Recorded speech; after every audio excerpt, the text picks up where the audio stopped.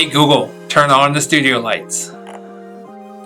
Sure, turning the studio lights on. That's pretty bright. Okay, Alexa, your turn. Turn off the studio lights. Okay. And now, hey Siri, turn the studio lights back on. Okay. That is pretty cool.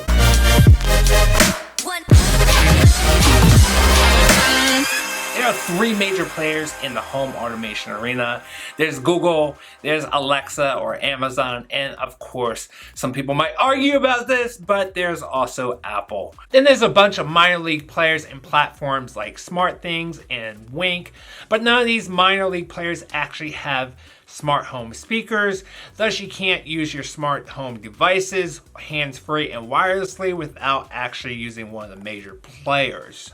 And there are hundreds and hundreds of other companies that have devices that you actually install in your house, whereas these three major players really don't have any devices except for their smart speakers. So that means a lot of these products that you're going to be installing into your house to make them smart are going to be made by these hundreds of other companies. And for these smaller tech companies to play ball in the home automation arena means they have to play ball with at least one major player. And I'm not the type of guy that likes to get locked down by one company. So I have to choose products wisely to make sure they work with these three major players. And one smaller company that does work with all three major players is called iDevices. Today we're going to be looking at the iDevices dimmer switch. Let's go ahead and get started. Now the main reason you might want to go for a more expensive dimmer switch over one of iDevices' other products like the screw-in sockets or the outlet is because you might have multiple lights all tied into one switch,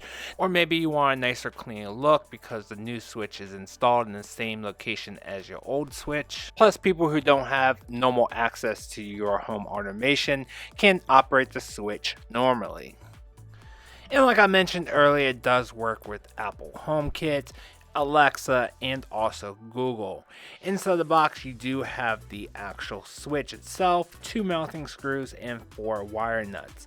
Some of the requirements that you need is a standard faceplate, which is easy, you can get at Home Depot or Lowe's. You need a 2.4 gigahertz Wi-Fi network. You need the app, which you can get in the Apple App Store, the Google Play Store. And you have to have some type of phone. It could be an iPhone, iPad, could be any Android phone. And if you want to use Alexa, of course, you need some Alexa enabled accessory like the Amazon Echo or Dot. And if you want to use Google Assistant, you also need the Google Assistant devices. And of course you'll need power, which we'll talk about in a few minutes. And there's a couple maximum of a 400 watt incandescent or halogen bulbs or 150 watt dimmable CFL or LED bulbs. One other requirement which is not mentioned on the box is that you do have to have a neutral wire. You can set this up for a 3 or 4 way switch, but to do that, unfortunately, you will need to purchase additional switches from iDevices. And some other cool things is that it does have dimming memory, meaning that if you dim the lights to 25% and then turn it off, when you turn it back on, it's going to come right back on at 25%. You can easily get it right back up to 100 just by double tapping the top button. Of course, you don't need a hub, you don't need to have like SmartThings or a Wink hub, you only need to have Wi-Fi. It's voice controlled with Siri and Alexa and Google remote access, and you can customize the color of the LED. I do have to forewarn Apple users, if you do want to use Siri outside the house to control the switch, you will need an Apple TV 4th generation installed into your house to operate this. Now, when it comes to installation, it is pretty straightforward. There's a bunch of videos online that can show you how to do this, but I'm not going to show you exactly because I am not a licensed electrician. And if you have any questions whatsoever, you should not be doing this yourself. Go make a phone call, go call an electrician and let them install it for you. You do not want to play with electricity. If you do want to do it for yourself, make sure you turn off the power, test, make sure the wires are actually off, and go ahead and do your business. Now go ahead and turn the power back on, break out your phone, and go ahead and download the app from the Apple App Store or the Google Play Store. The next few minutes are going to be step-by-step instructions on how to set it up into the app, and it might be a little boring for some people. So if you want to go ahead and skip to the time on the screen, go ahead and do that now. Thanks for sticking around. Go ahead and go back into the app and then just follow the prompts. You can see here on my iPhone, you will want to allow access to your home data, allow notifications, allow access in syncing with iCloud, and then you also want to enable the location services. And then once you do that, you'll be able to see all your other HomeKit enabled devices right inside the iDevice app, which is really cool. And it's something I've noticed on other HomeKit enabled apps is that they all combined in the same app no matter which one you use. So if you use iHome, that you can control everything in your HomeKit. If you use iDevices or if you're in HomeKit, it doesn't matter which one you're in, you can control all your devices from one app. Next thing you need to do is add the new iDevice switch. So go ahead, hit the top 3 lines in the right hand corner, hit add product, select which product we have, which is dimmer switch, and then you click yes, I am ready. Then you select if it's a single pole or a 3 or 4-way switch. Like I mentioned earlier, if you do want a 3 or 4-way switch, you do have to purchase additional iDevices switches from iDevice. Now they don't have to be hardwired, which is one really nice thing because they do offer a Bluetooth switch, which I'm going to be setting up for my home. It's a lot cheaper and it's a lot easier. I did initially do this install with a single pole, but then add the Bluetooth switch later. I'll show you how to do that, but let's go ahead and continue. You'll need to add the HomeKit code, which is actually on the switch itself on a low pull down or on the side of the device, or it's also in the instruction book. Once you take a photo of that, it will automatically add that to your HomeKit. It might take a minute or two, but it will eventually add it. I do recommend that you add it to your room just so everything's all nice and organized, and if you do use it on an everyday basis, go ahead and add it to your favorites. You'll then add the nightlight to your HomeKit if you want to. It's definitely a nice feature, but I would not recommend that you add this one to your favorites since you're not going to use it that often. You're going to set it and forget it. You'll then have to select what the actual switch controls, which in my case is a bunch of track lighting. It'll then ask you if you want to use a default photo or you can use a custom photo. Then you have to select what type of bulb you are using. In my case, I have a bunch of track light, so I do recommend that you do use the same type of bulb in all your lighting, because otherwise once you start dimming the lights, you might run into issues, start flickering. As you can see here, the system does test to make sure it does not flicker. In my case, it did not flicker whatsoever, but it all depends on your system and what type of bulbs you are using. And then that's it, guys. You're all set up unless you are going to be using Alexa or Google Home, which in my case, I'm going to show you how to set that up really quick. Just to give you a heads up, what I tried to do is actually go to the Amazon Alexa app and enable a skill that way and try to connect it.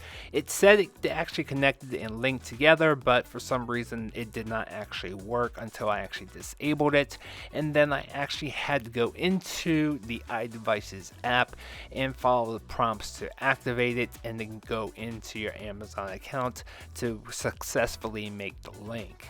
You'll then go back to the Amazon Alexa app and actually discover the device. Once I did that, I had no issues whatsoever, and we were good to go to use Alexa.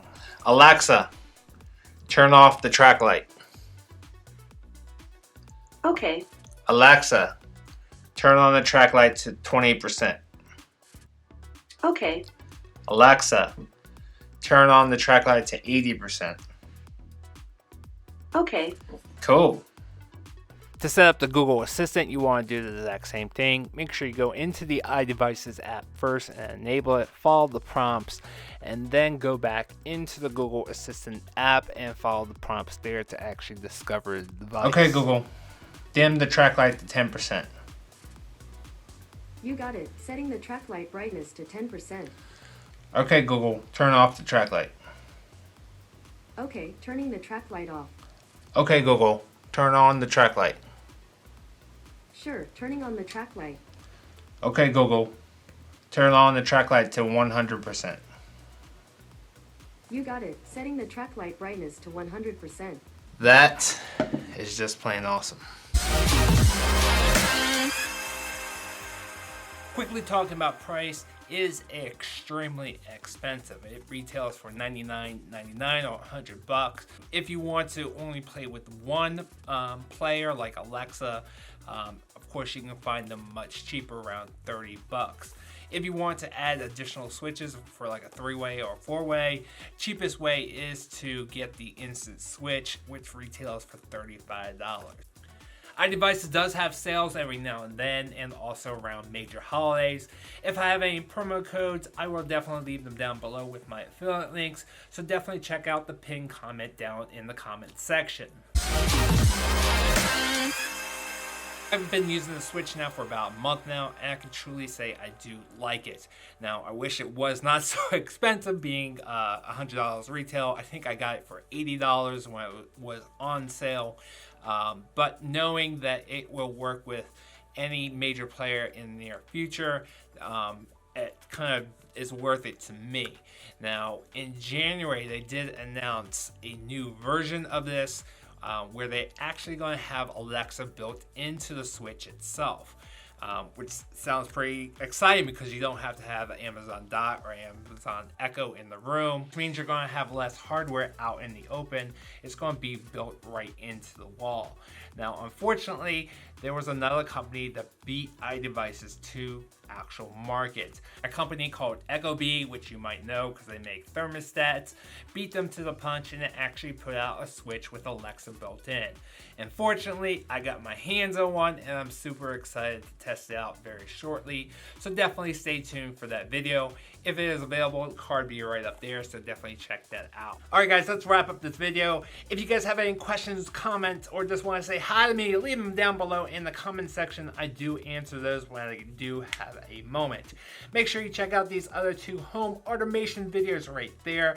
If you're brand new to my channel, become a subscriber by pressing this blue circle. If you want to become a super subscriber, check out my Patreon page, this blue square right there, and learn how you become a Patreon. I appreciate all the love and support. I will see you guys on the next video.